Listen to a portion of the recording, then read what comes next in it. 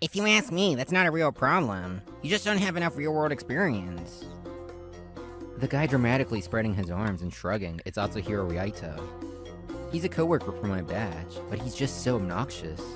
Before I know it, he's always starting some sketchy brag fest.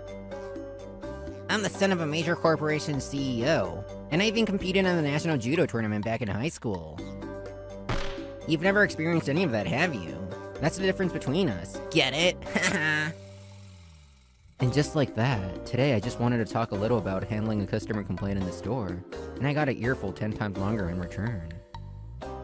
And to top it all off, I have a super cute girlfriend. Sorry for being so happy. How on earth does this guy have a girlfriend? It's a mystery.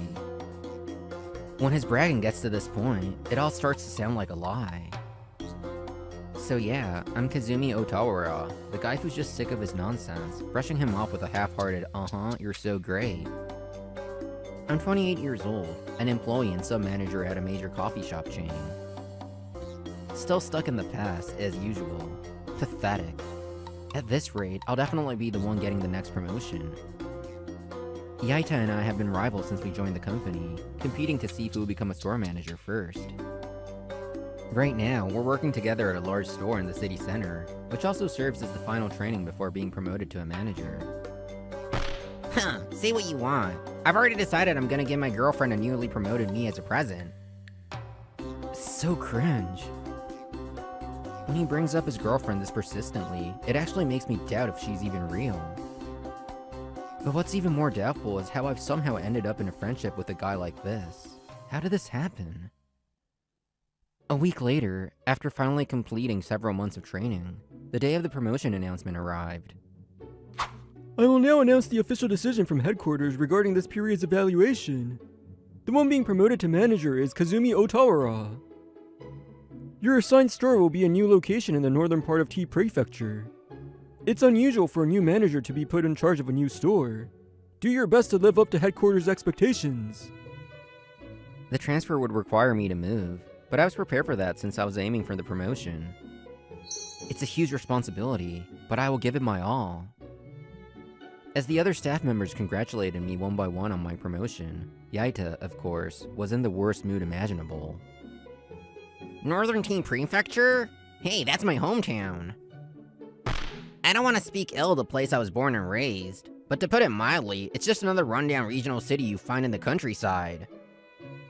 Most of the young people have moved into the city, so even the area in front of the station is deserted. A new store in a town like that. Otawara, I'm worried about you. On top of being a total loser with women, this is basically a demotion. Hey, Yaita, that's no way to talk to someone on the verge of a new start. I'm just giving my old rival a dose of reality ahead of time. You could even call it a kind gesture, haha. That's enough! It's alright, manager. I'm used to Yaita's big mouth. The other sub-managers will continue to be evaluated, with another announcement in 6 months. Stay sharp and keep up the hard work, that is all.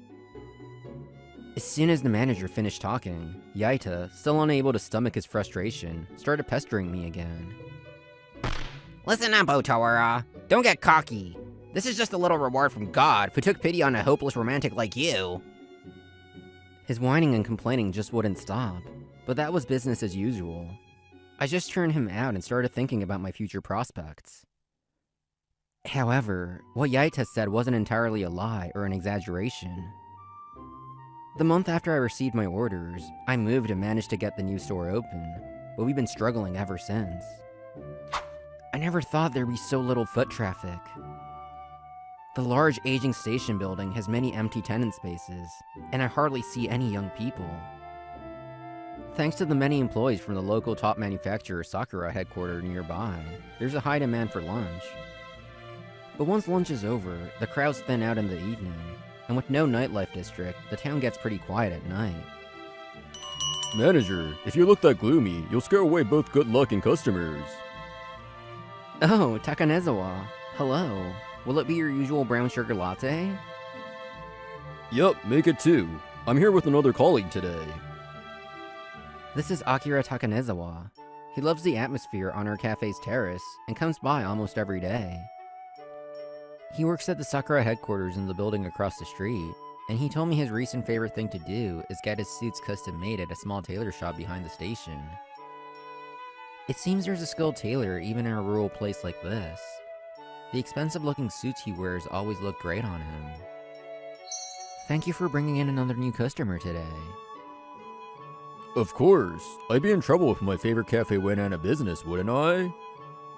Besides, it's fun talking to you, manager. I bet a lot of people come here drawn in by your personality and charm. Thanks to you, we've gained a lot of regulars, and I'm truly grateful. Takanezawa not only brings in many of his colleagues, but also promotes the store on his personal social media. He's a precious regular customer who supported us through the most difficult early days after opening. Thanks to Takanezawa's help, after 2 months, our sales finally reached a point where we could say we were on the right track. But while things at the store were settling down, something at home had started to bother me. There it is again. Why does she glare at me like that? I occasionally run into a woman who seems to live in the apartment building across from mine when I'm leaving for work or coming home. But for some reason, she always gives me a harsh look, as if I were some kind of suspicious person. Good morning. Morning. Man, she's definitely glaring at me. Did I do something to offend her? But no matter how much I rack my brain, I can't think of anything. Since she kept glaring at me with those sharp eyes every time we crossed paths in front of our apartments, I became convinced it wasn't just my imagination. So I decided to take a chance and ask her about it. I'm sorry to ask you out of the blue. Have I done something to you? Something? Well, I can't think of anything, so I've been worried about it for a while. I feel like you're always glaring at me, but I've thought and thought about it and can't figure out why. If I've done something to offend you or make you uncomfortable, I want to apologize. For some reason, the woman's eyes went wide at my words. Did I say something strange?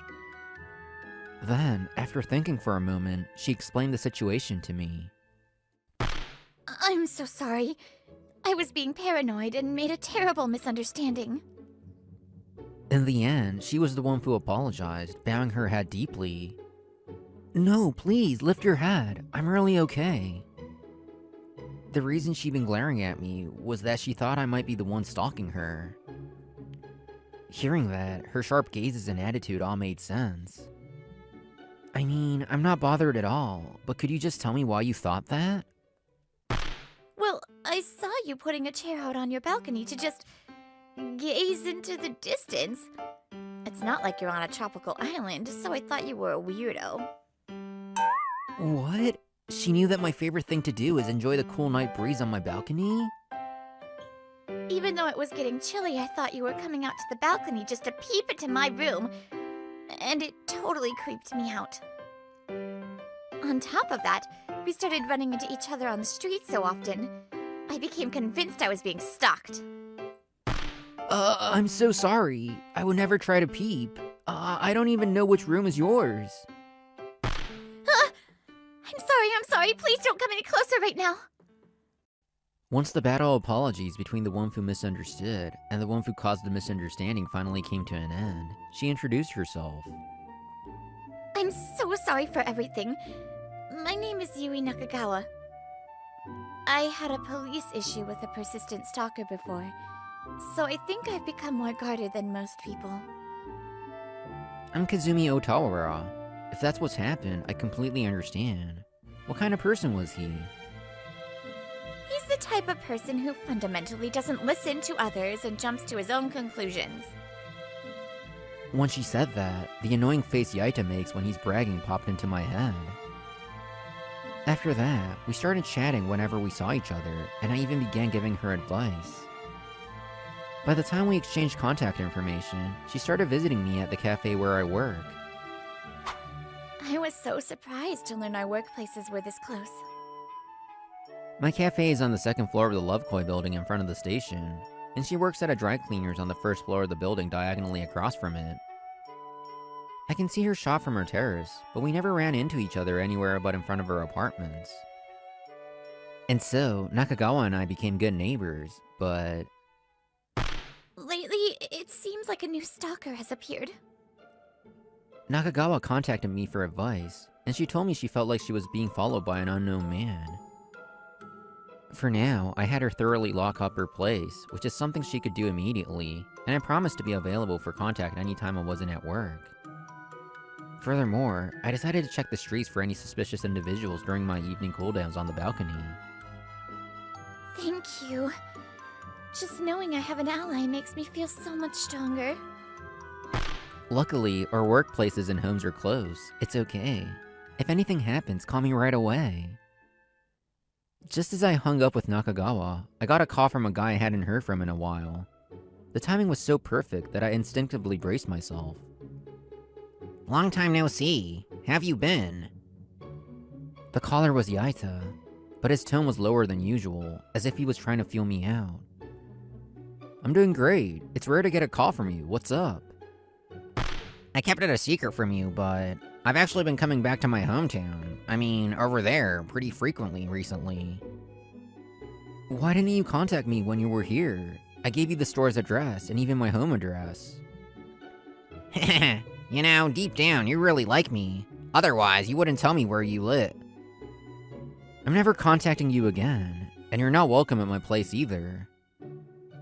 Wait, I'm sorry. It's just, a lot has been going on, you know. I was busy. I'll definitely stop by next time, I promise.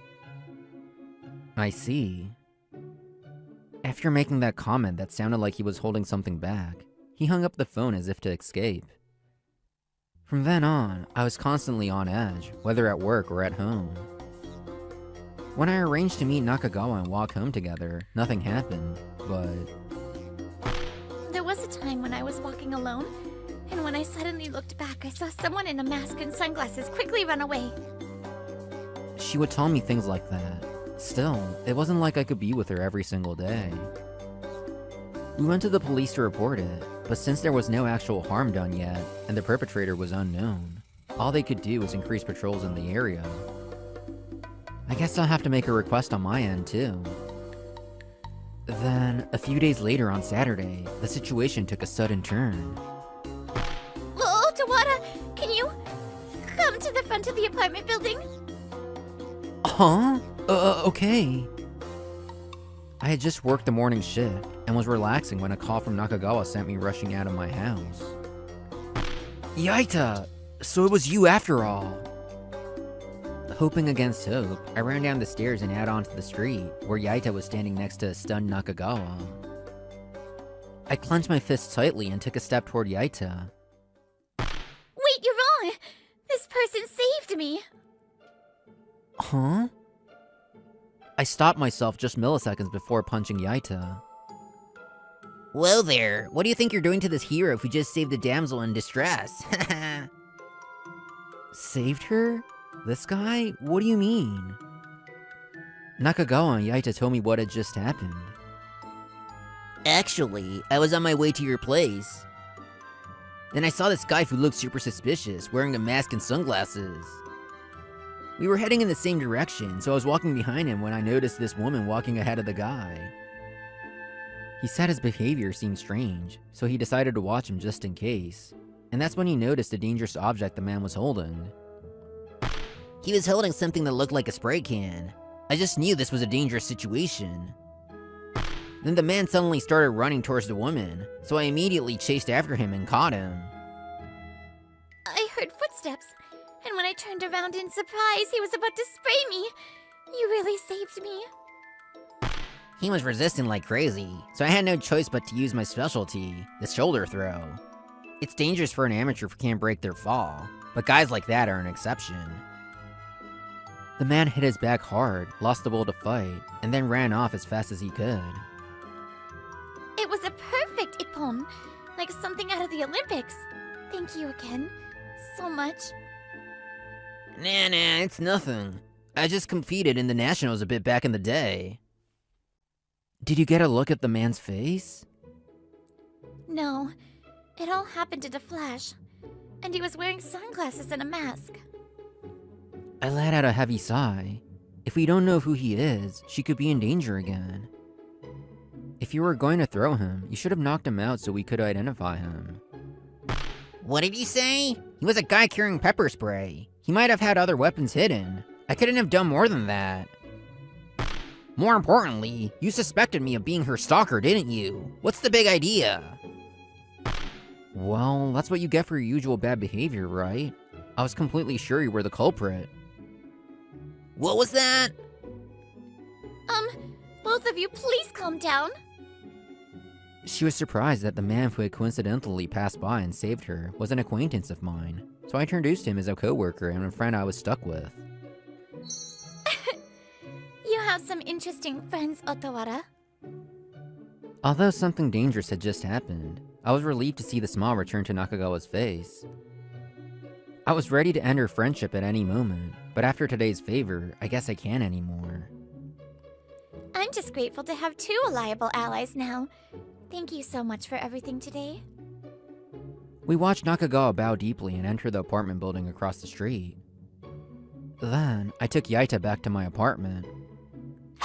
Seriously, why was I treated like a stalking suspect?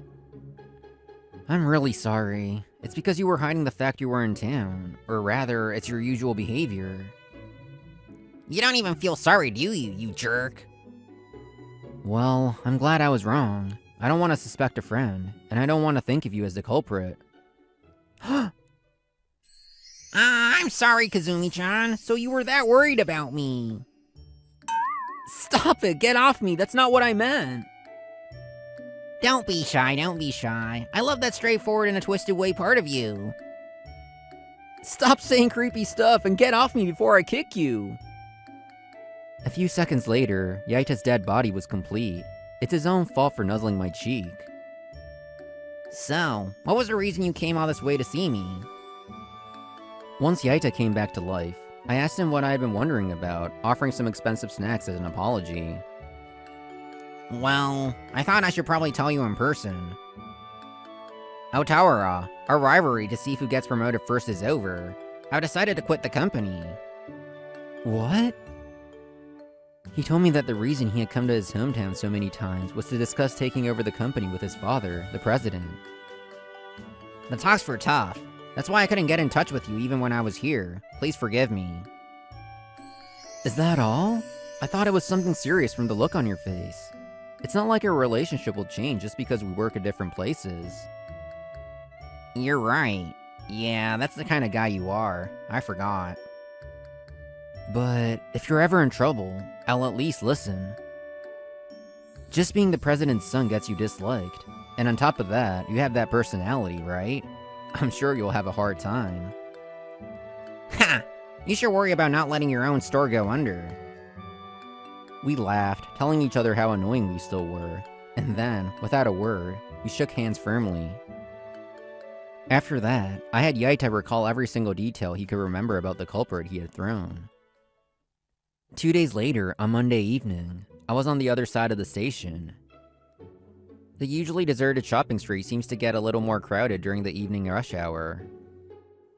And among the office workers on their way home, there was one man carrying a high-end suit. Hello, are you on your way home from work? But manager, what a coincidence to see you here. Yes, I never expected to see you on this side of town. Are you visiting the tailor, Takanazawa? Yes, it's just barely open at this hour on weekdays. Right, I think they're closed on Sundays. Huh? Your suit. The right sleeve looks like it's about to rip off. This. I messed up a little. It ended up like this before I knew it. That's terrible. You've been walking a bit awkwardly, too. You must have taken quite a hit. Could it be that you're seriously injured? Come to think of it, your posture seems a little off, too. Actually, I hurt my back a little. Oh, I'm so embarrassed you saw through me. Your back? That sounds like a pretty serious injury. When did you get hurt? If you haven't seen a doctor yet, you should go right away. When I said that in a panic, he chuckled as if he found it amusing, and his strained smile changed to a gentle one. Thank you for your concern. I haven't been to a doctor, but I managed to put a compress on it, so I'll be fine. I got injured 2 days ago, so it's not that bad now. Oh, 2 days ago, you say? Otawara? Shoot, he sensed the change in the atmosphere. In that case, I grabbed both of his arms firmly. No, leaving it like this is not good. There's a place you need to go. Well, but if that's the case, at least let me drop off my suit first. No, there's no time for that. The police? Akira Takanezawa, correct? We need you to come down to the station with us for a moment. As Takanezawa tried to run, I held him back by gripping him tightly. That's right, Takanezawa was the one who was stalking Nakagawa. To be honest, I wasn't completely sure he was the culprit from the start. With the description Yaita gave me 2 days ago. He was pretty tall. The way he felt when I threw him, he seemed pretty well built. Oh, and he was wearing a suit. It was probably custom made. I know a good suit when I see one because of my family's business, so I'm sure of it. And the right shoulder part was torn.